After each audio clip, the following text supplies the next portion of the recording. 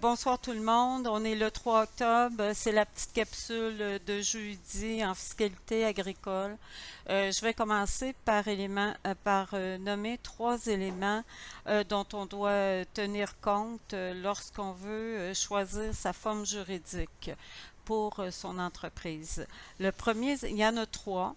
Le premier, c'est la présence ou l'absence de partenaires dans l'exploitation de l'entreprise. Là, je parle pas de trois avocats qui veulent travailler comme travailleurs autonomes et dans le même bureau. Ils ont chacun leurs activités d'exploitation. Je parle d'une exploitation agricole pour lesquelles on peut avoir un ou deux partenaires ou plus qui vont travailler à la gestion des opérations. Dans le cas où on est une seule personne pour avoir une seule entreprise agricole, on peut avoir une entreprise individuelle si celle-ci ne génère pas des revenus ou un bénéfice net d'exploitation de plus de 50 000 $. Les avantages fiscaux sont en deçà de ça. Les avantages fiscaux sont peu intéressants et on peut rester comme entreprise individuelle. Aussitôt qu'on est deux personnes à exploiter une même entreprise, là, il faut passer à soit une société en nom collectif, soit une compagnie. Une compagnie, c'est une société en action. Bon. On verra dans une autre capsule les obligations et les droits des membres de la société en nom collectif et plus tard celles de la compagnie. Le deuxième élément dont vous devrez tenir compte, c'est les ressources financières qui sont disponibles.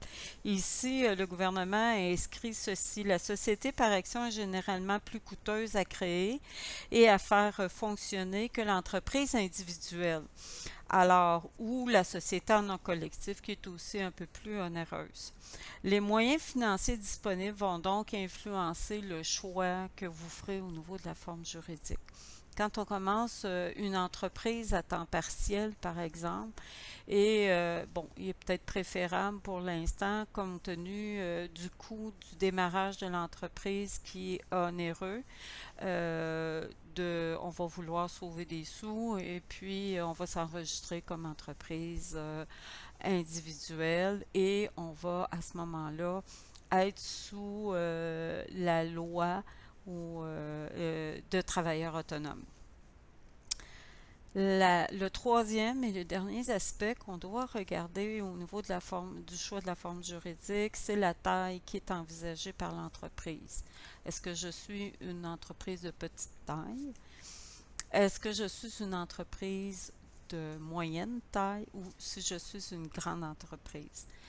En agriculture actuellement, les bon an, mal an, si j'ai un fonds de terre qui vaut 40 000 $ l'hectare et que la propriété est à vendre à 40 hectares, mais là, on commence à parler de montants d'investissement importants.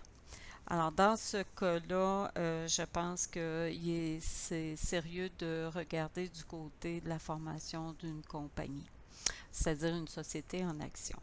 Alors voilà les trois items dont vous devrez tenir compte pour le choix de votre forme juridique. Si vous êtes seul, si les ressources financières qui sont disponibles sont plus ou moins élevées et si la taille de l'entreprise ou les investissements sont plus ou moins importants. Voici pour l'introduction sur les choix des formes juridiques en entreprise agricole.